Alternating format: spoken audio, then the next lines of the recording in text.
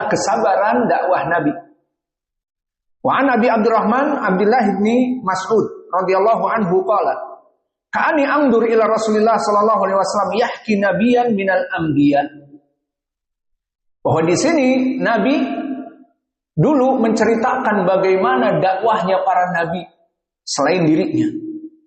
Shalawatullah wassalamu alaihi. Darabahu qaumuhu fa'adamuhu wa huwa yamsahu dam an wajhihi. Sampai terjadi peristiwa nabi-nabi di zaman dulu itu dipukuli oleh kaumnya di saat mengajak tauhid.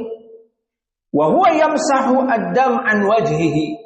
Maka nabi ini menyeka, mengusap dari darah yang keluar dari wajahnya, dari hidungnya, dari pelipisnya, dari kepalanya ditimpuk batu. Maka bismillah, alhamdulillah, wassalatu wassalamu ala rasulillah wa ala alihi wa sahbihi wa man walah.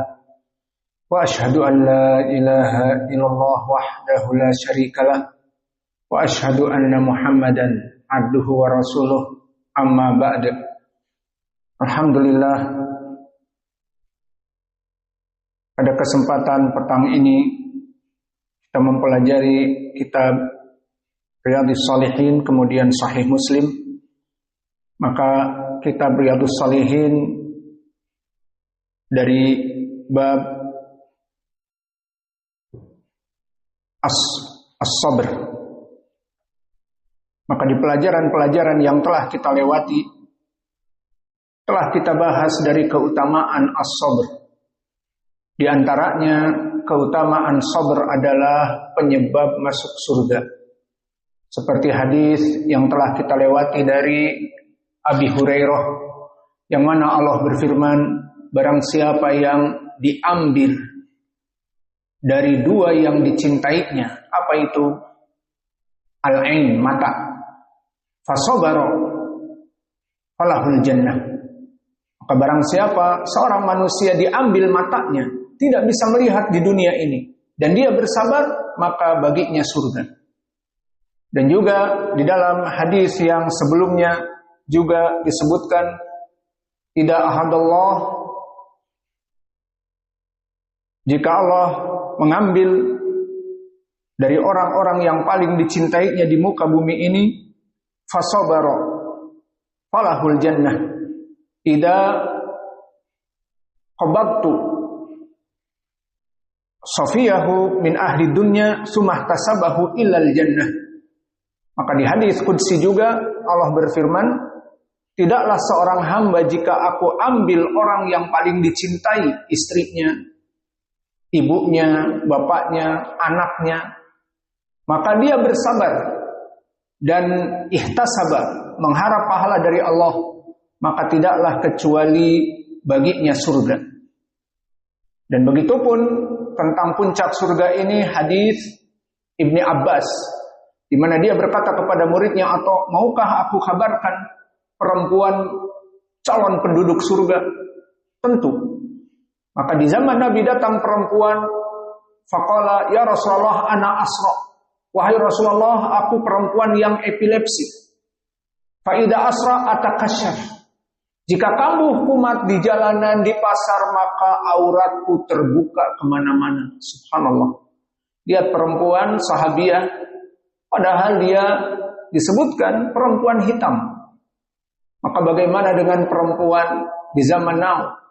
Membuka auratnya, cantik, putih, maka membuat fitnah. Subhanallah. Maka dia datang kepada Nabi karena ini. Dia terbuka. Maka apa jawab Nabi? Idza turidin da'autuki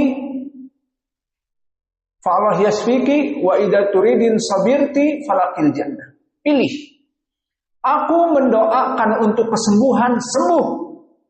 Pilih juga, aku menginginkan kamu bersabar, maka bagi kamu surga. Pilih yang mana? Perempuan ini pintar. Ya sudah ya Rasulullah, aku pilih surga. Jangan engkau doakan kesembuhan, biar sakit ini aku derita. Namun di sisi lain dia berkata, walakin atakasyaf. Namun aku jika kambuh terbuka auratku. Maka oleh sebab itu ya Rasulullah, doakan jangan kesembuhan, doakan jika aku sakit kambuh epilepsiku, maka ala atakasyaf, Allah menutupi auratku. Didoakan oleh Nabi. Maka lihat, di dunia didoakan untuk tidak terbuka auratnya, di hari akhirah karena kesabarannya sakit, tidak mau didoakan sembuh, dia derita epilepsi ini, maka baginya jannah. Di riwayat yang lain disebutkan oleh Ibnu Abbas, maka kami tidaklah melihat perempuan ini kecuali dia kambuh di pasar, di tempat-tempat umum, dan Allah menutupi dari apa yang biasa terlihat. Jazakallahu. Maka di sini subhanallah, perempuan yang cerdas ini tetap dia masuk surga, namun di dunia Allah menutupi, menghijabi di saat dia dalam keadaan epilepsi. Dan orang epilepsi antum tahu kejang-kejang, dan kakinya terangkat, dan tangannya dan mulutnya berbuih, berguling-guling. Itulah orang-orang yang terkena epilepsi. Allahul musta'an. Maka di sini kita masuk sekarang kepada hadis. Setelah kami sebutkan tadi bagaimana hadis-hadis tentang keutamaan bersabar, mendapatkan surga, sekarang kita masuk kepada bagaimana bersabarnya dulu Nabi terhadap dakwah ini. Maka jika dakwah kita banyak ditentang, banyak diolok-olok dan seterusnya, maka bersabar itu tidak ada apa-apanya. Maka dulu Nabi berdakwah, menegakkan tauhid, datang ke suatu kaum diusir, dilempari. Maka itulah keadaan para nabi zaman dulu. Bismillah. Maka kita masuk kepada hadis yang muttafaqun alaih. Di sini poinnya adalah kesabaran dakwah Nabi. Wa an Abi Abdurrahman Abdullah bin Mas'ud radhiyallahu anhu qala, ka'ani angdur ila Rasulillah sallallahu alaihi wasallam yahki nabiyan minal anbiya. Bahwa di sini Nabi dulu menceritakan bagaimana dakwahnya para nabi selain dirinya. Shalawatullah wassalamu alaihi. Darabahu qaumuhu fa'adamuhu wa huwa yamsahu dam an wajhihi. Sampai terjadi peristiwa nabi-nabi di zaman dulu itu dipukuli oleh kaumnya di saat mengajak tauhid. Wa huwa yamsahu ad-dam an wajhihi. Maka Nabi ini menyeka, mengusap dari darah yang keluar dari wajahnya, dari hidungnya, dari pelipisnya, dari kepalanya ditimpuk batu. Maka Nabi menceritakan bagaimana kesabaran para nabi di zaman dulu. Wa huwa yamsahu dam an wajhihi, di mana dia berdakwah tauhid dan mengusap wajahnya, darah dari kepalanya yang bocor. Yaqulu Allahumma ighfir liqaumi fa innahum la ya'lamun. Subhanallah. Apa kata Nabi menceritakan mereka? Di saat mereka mengusap wajahnya yang penuh darah, di saat mereka memukuli karena kalimat tauhid, bukannya disumpah-sumpah atau minta doa kepada Allah untuk dilaknat, atau meminta doa kepada Allah agar dihancurkan mereka dengan banjir bandang ataupun earthquake, gempa bumi ataupun volcano, gunung meletus. Tetapi apa? Di hadis disebutkan Allahumma ighfir liqaumi fa innahum la ya'lamun. Wahai Allah, ampunilah dosa kaumku ini. Mereka menimpukku, mereka menamparku, mereka memukulku, keluar darah, aku usap dari wajahku. Ampuni mereka ya Allah. Karena mereka orang-orang yang tidak tahu. Tidak tahu bagaimana. Tidak tahu bagaimana aku menyelamatkan mereka dari api neraka. Itu maksudnya. Bukan tidak tahu tauhid, karena Nabi ini mengajak kepada tauhid. Sembahlah Allah yang satu. Maksudnya mereka tidak tahu hakikatku. Para nabi itu menyelamatkan mereka dari api neraka, namun mereka tetap menyembah berhala sampai memukulku. Mereka tidak tahu kalau aku ini sedang menyelamatkan mereka dari api neraka, sehingga itulah doa para nabi dulu. Allahumma gfir li qaumi, wahai Allah ampunilah kaumku, karena mereka orang-orang yang tidak tahu tentang permasalahan ini. Maka inilah bagaimana para nabi dulu, dan juga cerita tentang permasalahan nabi itu sendiri. Maka telah datang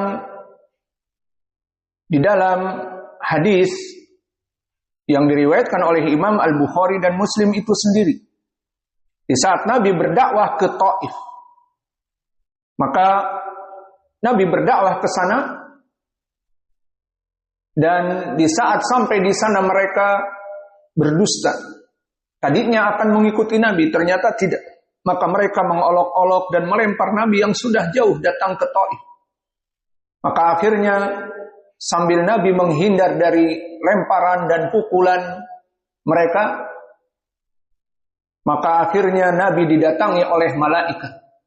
Malaikat yang ada di situ, dikatakan datanglah Jibril, berkata, "Ya Rasulullah, Allah telah mengutus malaikat Al-Akhsyabain. Desa yang Nabi datangi itu dia di lembah.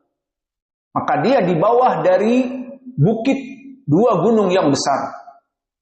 Maka dua malaikat ini diantaranya datang kepada Nabi, meminta izin kepada Nabi.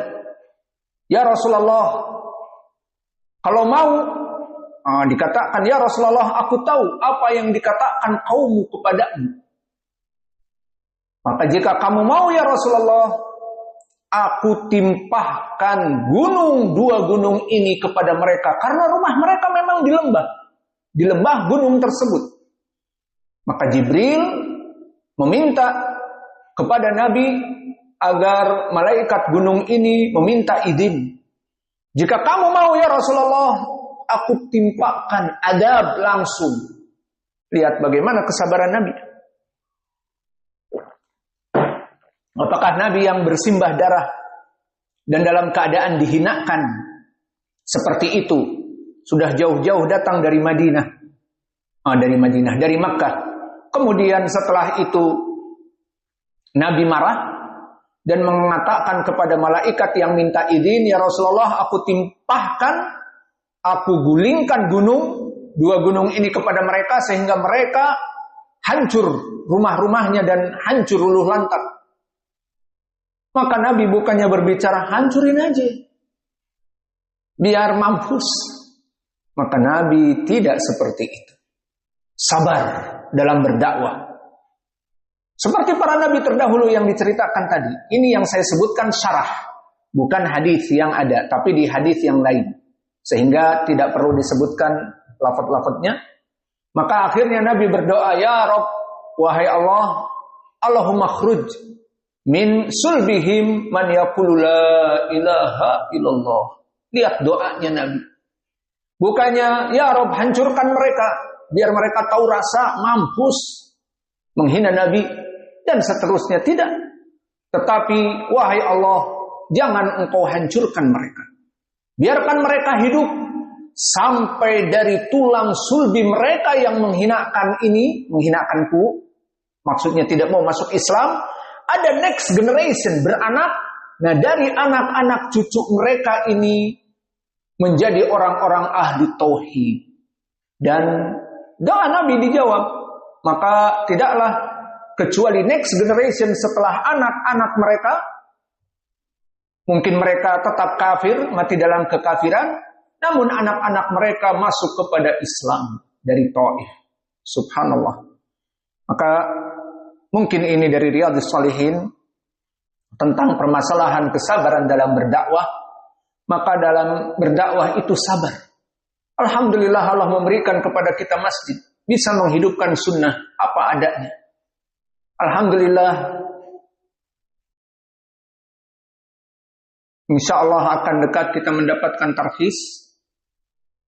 Kemenag memberikan undangan kepada kita langsung ke Kanwil Padang. Jadi urusannya tinggal ke Kanwil Padang, tanggal 28 hari Selasa. Jadi insya Allah dakwah kita bersabar. Butuh kepada tarhis, laksanakan. Dan butuh kepada ini dan itu yang baik untuk dakwah, kita laksanakan. Dan bersabar dari apa-apa yang menimpa kita, dari fitnah, dari ucapan-ucapan yang buruk, maka bersabar. Itu semua mudah. Adapun Nabi dulu didera, ditimpak, ditimpuk, dipukuli, dilempar. Lebih dahsyat daripada kita. Alhamdulillah.